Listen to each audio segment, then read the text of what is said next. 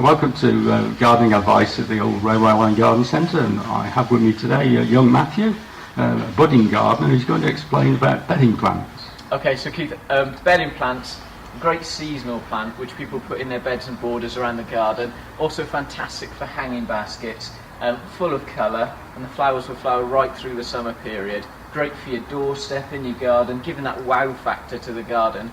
The flowers will generally last till the end of autumn, and then they'll gradually die off.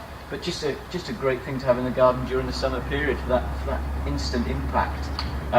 So Keith, that's probably the extent of my knowledge now. Just over to you. Any general gardening tips this month? Matthew, that was very good, and I think I can now safely retire.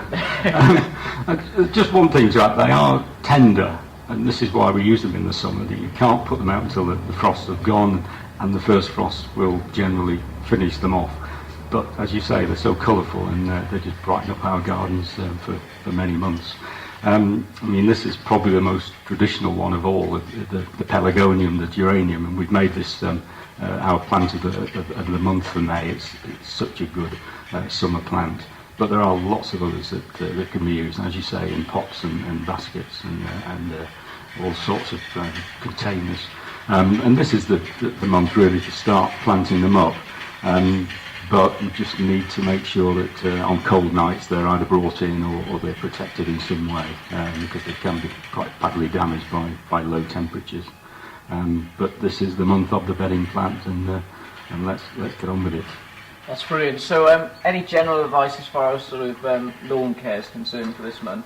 Well, I think most people will have treated their lawns last month, but there's no reason why it can't be done in May. So one of those complete treatments of a weed and feed and moss killer can still be used right the way through May and into June.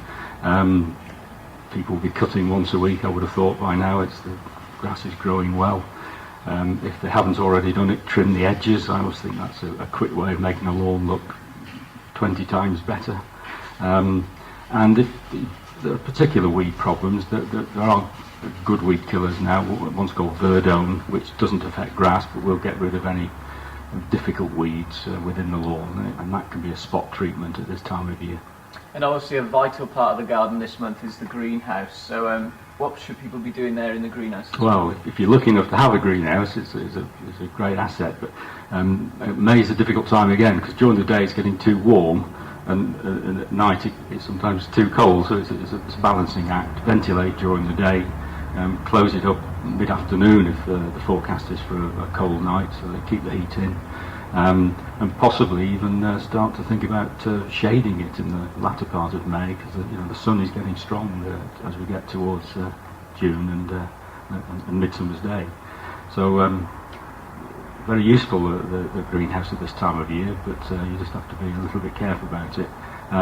Useful in that you can bring on plants, you can perhaps put them out during the day, but bring them back in at night if it's going to get cold, so it gives you that extra bit of protection, of course. That's brilliant. Any last minute tips now from May, anything that we haven't covered? Planting the pond, you get a lot more pond plants available in May because they're growing well, so if you want to add more plants to the pond and fish, that's a good time to do so. And looking out for pests, I'm afraid.